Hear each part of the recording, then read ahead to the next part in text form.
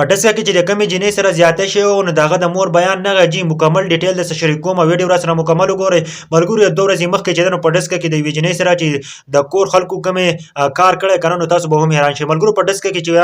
نو یو پلار لګیدو خپل لور ته رینګ کاوه خو چې د 3 ورځې نه دغه موبایل چې نو هغه نه لګیدو نو هغه چې نو هغه ویل کنه چې پلار ویل کنه چې زما د لور به مخکې مال جواب ډیر زر راکاو خو دینه پیر لچې نو 3 ورځې وته او زما د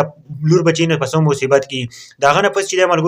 دغه سره چې کوم د کور خلکو کوم کار کړو د جنې چې کوم کور ته واده وکنه په هغه کور کې دغه خواخي و او دغه لیور وکنه چې هغه جنې وړوکی کړو کنه په بوجو کې اچیل و تقریبا 25 ټوکړه کړي و چې دې جنې مکمل پته ونه لګي کنه هغه 25 ټوکړه کړي و کنه او هغه جنې چې د دریاب ته غورځول و د جنې چې کوم اثر وکنه نو هغه مکمل تور باندې سوځول او دا جنې چې و نو دې خاوند چې نو هغه په سعودي عرب کې او قدیر نو مې ملګرو او دغه نه پس چې نو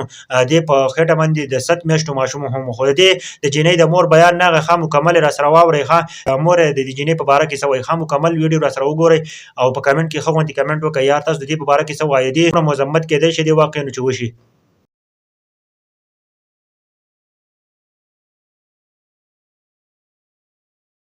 मुझे यकीन नहीं हो रहा था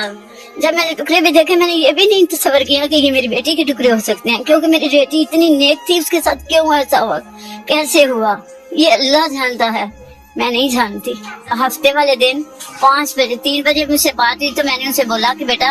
अब मैं पढ़ाने जा रही हूँ मेरा टाइम हो गया है और जब मैं पढ़ा कर 4:30 बजे वापस आऊंगी तब बात करेंगी. तो उसने मुझसे 5 बजे बात की थी हंसी खुशी बातें कर रही थी बेटे की भी मुझे तस्वीरें दिखा रही थी कोई बात ऐसी नहीं थी कोई मिलाल नहीं था क्योंकि ज़ारा कोई किसी किस्म की भी बात होती कोई नाराजगी होती या उसे परेशानी होती उसकी माँ नहीं थी मैं उसकी माँ थी वो मुझसे शेयर करती. अगर मुझसे शेयर करने के बाद जब मैं कहती कि ये बात बाबा से करो ये बात मामू से करो